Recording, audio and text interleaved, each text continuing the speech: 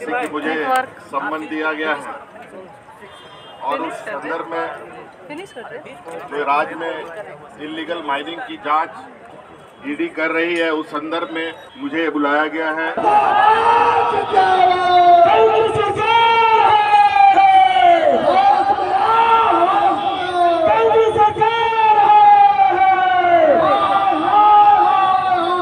बड़ी खबर आ रही है झारखंड से।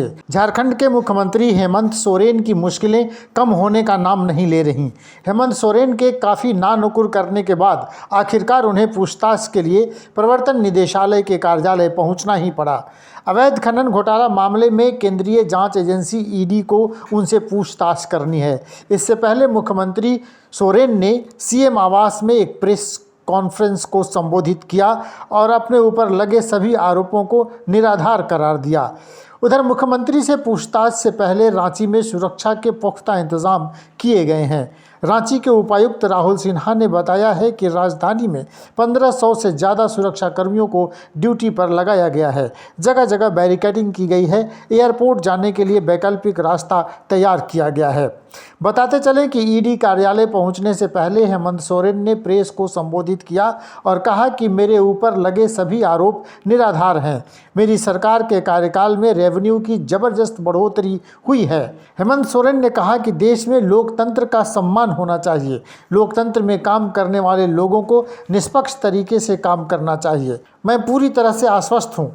पूरे विश्वास के साथ कह सकता हूं कि आज मैं ईडी के कार्यालय में जा रहा हूं।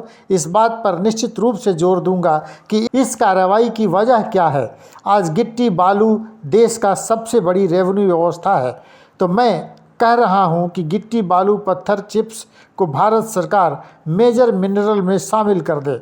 कोयला लोहा को माइनर मिनरल बताकर उसे राज्य सरकार के हवाले कर दे। मुख्यमंत्री ने राज्यपाल पर भी गंभीर आरोप लगाए हैं। उन्होंने कहा कि राज्यपाल ने अब तक लिफाफा नहीं खोला। मुझे लगता है कि वो किसी समय का इंतज़ार कर रहे थे। हेमंत सोरेन ने कहा कि चुनाव आयोग से राज्यपाल ने दूसरा मंतव्य मांगा है जो पूरी तरह से असंवैधानिक है। झारखंड के मुख्यमंत्री ने कहा कि पिछले 2 साल को अगर देखा जाए तो जो आरोप केंद्रीय एजेंसियों ने लगाए हैं वो कहीं से संभव प्रतीत नहीं होते। कहीं ना कहीं एजेंसियों को पूरी विस्तृत जांच पड़ताल करने की ज़रूरत है। ऐसा लगता है कि मैं देश छोड़कर भाग रहा हूं।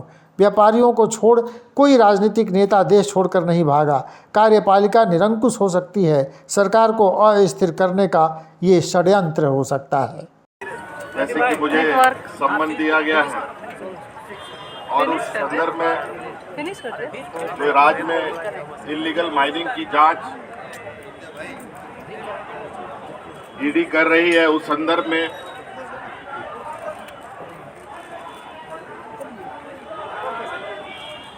मुझे बुलाया गया है और इस संदर्भ में भी मैंने एक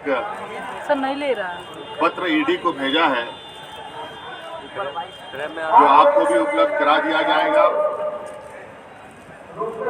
कि किस तरीके से 1000 करोड़ का घोटाला के बारे में जो जिक्र आया है। कौन सा? साहिबगंज जिले से बड़ा दुर्भाग्यपूर्ण है कि सालाना भी अगर हम देखें पूरे राज्य में स्टोन चिप से 1000 रुपए की आमदनी भी नहीं होती। इसका आधार कैसे बना, कैसे नहीं बना, ये समझ से परे है।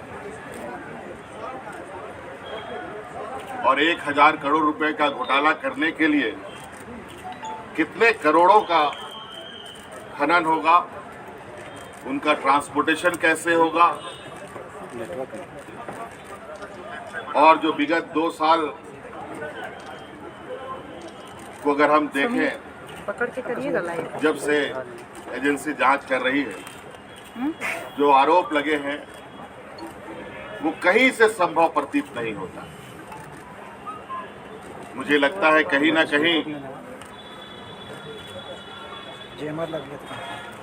एजेंसियों को पूरी विस्तृत जांच पड़ताल करने के उपरांत ही किसी ठोस निर्णय पे या एक ठोस आरोप लगाना चाहिए।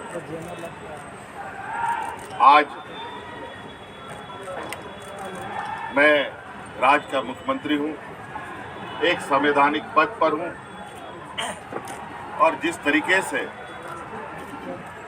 सम्मान की कार्रवाई चल रही है, लगता है कि हम लोग देश छोड़ के भागने वाले लोग। व्यापारियों को छोड़कर कोई राजनीतिक दल देश छोड़ के भागा हो या राजनीतिक दल के नेता देश छोड़ के भागे।